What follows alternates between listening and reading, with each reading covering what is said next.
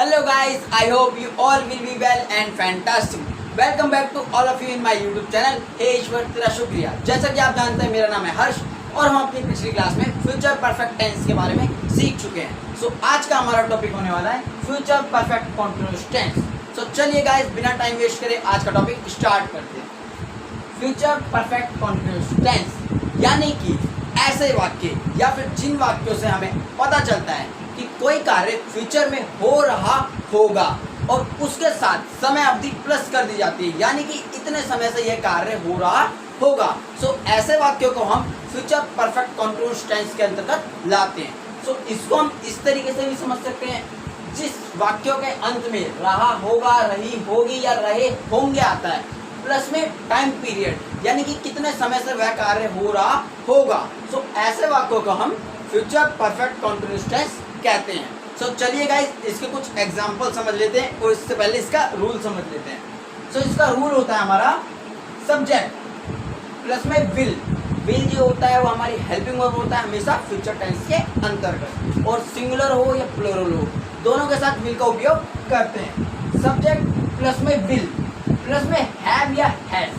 Have का उपयोग हम हमेशा करते हैं प्लूरल सब्जेक्ट के साथ, और हैज का उपयोग करते हैं हम हमेशा सिंगुलर सब्जेक्ट के साथ। सो सब्जेक्ट प्लस में विल प्लस में हैव प्लस में बीन प्लस में वर्ब की फर्स्ट फॉर्म प्लस में आईएनजी प्लस में ऑब्जेक्ट प्लस में टाइम पीरियड, ये हमारा अफर्मेटिव टेंस का रूल हो गया है। सो इसी के आधार पर हम कुछ एग्जाम्पल लिख कर देखते हैं। जैसे मैं 3 घंटे से परीक्षा दे रहा होऊंगा।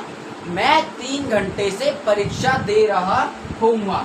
तो मैं की जगह सब्जेक्ट की जगह क्या आ गया हमारा आई, और हेल्पिंग होगा आ गया हमारा will, I will.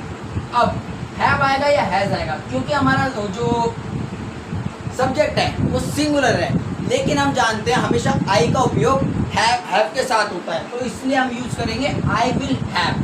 I will have been का बीन आ जाएगा, तो आई विल हैव वर्ब की फर्स्ट फॉर्म क्या होगी गिव, आईएनजी लगने के बाद giving exam for 3 hours means I will have been giving exam for 3 hours means मैं 3 घंटों से अपना एग्जाम दे रहा होऊंगा। आशा करता हूँ आपको ये एग्जाम्पल समझ में आया होगा। चलिए दूसरा एग्जाम्पल समझते हैं। वह 2 घंटे से व्यायाम कर रहा होगा। वह 2 घंटों से व्यायाम कर रहा होगा। सो सब्जेक्ट की जगह क्या आ गया वह, यानी कि ही। विल की जगह विल। अब सिंगुलर सब्जेक्ट है तो हमारा हैज आ जाएगा। He will has been. Do का फर्स्ट फॉर्म डू होता है और आईएनजी प्लस होने का डूइंग हो जाता है। Exercise for 2 hours means he will has been doing exercise for 2 hours। आशा करता हूँ आपको वीडियो का ये पार्ट समझ में आया होगा। Let's go ahead in the video. So चलिए गाइस जैसा कि हम जानते हैं हमारा अफर्मेटिव के बाद आता है नेगेटिव रूल। सो चलिए एक बार ये नेगेटिव रूल को समझ लेते हैं। इसमें हमारा सबसे पहले आता है सब्जेक्ट प्लस में विल प्लस में नॉट। हमेशा की तरह हमारा थर्ड प्लेस पे क्या आता है नॉट। तो उसका प्लस में हैव या हैज प्लस में बीन प्लस में वर्ब की फर्स्ट फॉर्म प्लस में आईएनजी प्लस में ऑब्जेक्ट प्लस में टाइम पीरियड, ये हमारा आ जाता है नेगेटिव टेंस का रूल। तो चलिए गाइस इसी के आधार पर हम कुछ एग्जाम्पल करके देखते हैं। जैसे कि पहला एग्जाम्पल, वह 2 घंटों से तुम्हारा इंतजार नहीं कर रही होगी। वह 2 घंटों से तुम्हारा इंतजार नहीं कर रही होगी। सो इसको ट्रांसलेट करते हैं। सब्जेक्ट की जगह हमारा आ गया शी, विल की जगह विल, नॉट की जगह नॉट। अब सिंगुलर सब्जेक्ट तो हमारा क्या आ गया हैज, बीन की जगह बीन, वर्ब की फर्स्ट फॉर्म वेट, आईएनजी लगाने पे waiting, to you for 2 hours means she will not has been waiting to you for 2 hours means वह 2 घंटों से तुम्हारा इंतजार नहीं कर रही होगी। आशा करता हूँ आपको ये वाला एग्जांपल समझ में आया होगा। चलिए नेक्स्ट एग्जांपल समझ लेते हैं। मैं 1 हफ्ते से खाना नहीं खा रहा होऊंगा। मैं 1 हफ्ते से खाना नहीं खा रहा होऊंगा। तो चलिए इसको ट्रांसलेट करते हैं। सब्जेक्ट की जगह हमारा आ गया आई, विल की जगह हमारा आ गया विल, नॉट की जगह नॉट, और हम जानते हैं आई के साथ हमेशा यूज होता है हैव, तो हैव, बीन की जगह बीन, और वर्ब की जगह हमारा ईट आएगा, आईएनजी लगाने पे ईटिंग बन जाएगा। Food since a week means I will not have been eating my food since a week. आशा करता हूँ वीडियो का आपको ये पार्ट भी समझ में आया होगा. Let's go ahead in the video. So चलिए गाइस, जैसे कि हम जानते हैं नेगेटिव के बाद हमारा आता है इंटेरोगेटिव. इंटेरोगेटिव मतलब कि प्रश्नवाचक, यानी कि ऐसे वाक्य जिसमें हम किसी न किसी प्रकार का कोई ना कोई क्वेश्चन कर रहे होते हैं, यानी कि कुछ ना कुछ पूछ रहे होते हैं. सो चलिए इसका रूल समझ लेते हैं. पहले इसमें हमारा हेल्पिंग वर्ब पहले आ जाता है. विल प्लस में सब्जेक्ट, प्लस में हैव या हैज, प्लस में बीन, प्लस में वर्ब की फर्स्ट फॉर्म, प्लस में आईएनजी, प्लस में ऑब्जेक्ट और प्लस में टाइम पीरियड और प्लस में क्वेश्चन मार्क. क्योंकि ये इंटेरोगेटिव है तो इसलिए इसमें क्वेश्चन मार्क लगाना बहुत ही ज़्यादा ज़रूरी हो जाता है. तो इसका रूल ये होता है. तो इसी के आधार पर हम कुछ एग्जाम्पल करके देखते हैं. ओके गाइस, जैसे कि फर्स्ट एग्जाम्पल, क्या हम 3 घंटों से पतंग उड़ा रहे होंगे? क्या हम 3 घंटों से पतंग उड़ा रहे होंगे? तो चलिए इसको ट्रांसलेट करते हैं. विल की जगह पे विल, सब्जेक्ट की जगह पे वी, क्योंकि हम है. अब हैज आएगा क्योंकि प्लूरल सब्जेक्ट है. So will we have. Been की जगह पे बीन, वर्ब की फर्स्ट फॉर्म फ्लाई, आईएनजी लगाने पे flying. A kite for 3 hours means will we have been flying a kite for 3 hours. क्या हम 3 घंटों से पतंग उड़ा रहे होंगे? आशा करता हूँ आपको ये वाला एग्जाम्पल समझ में आया होगा. चलिए दूसरा एग्जाम्पल समझते हैं. क्या राम 4 घंटों से कार चला रहा होगा? क्या राम 4 घंटों से कार चला रहा होगा? इसको ट्रांसलेट करते हैं.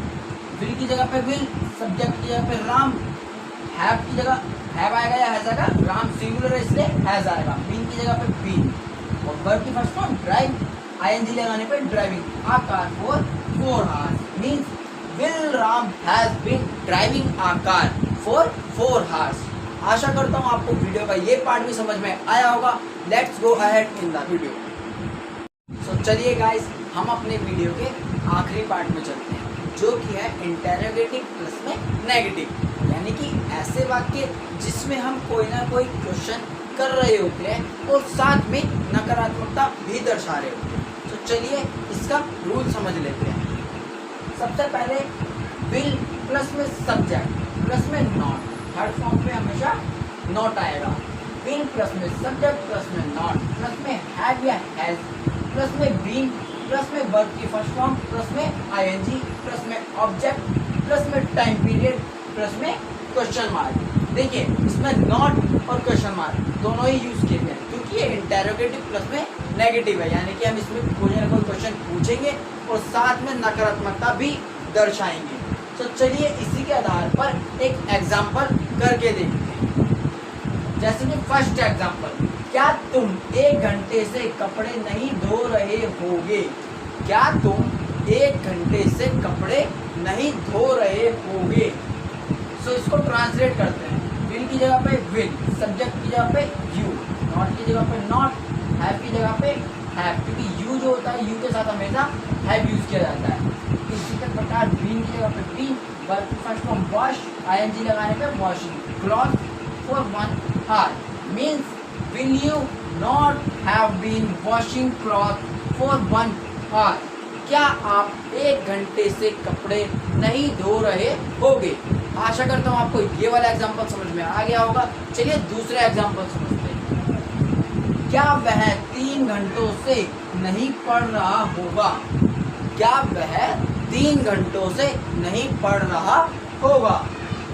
विल की जगह पे हमारा विल आ गया, सब्जेक्ट की जगह पे बी आ गया, नॉट की जगह पे नॉट आ गया. अब सब्जेक्ट हमारा सिंगुलर तो हमारा हैज आ गया. बीन की जगह पे बीन, वर्ब की फर्स्ट फॉर्म स्टडी, आईएनजी लगाने पे स्टडी फॉर 3 आवर्स. मतलब will he not has been studying for 3 hours.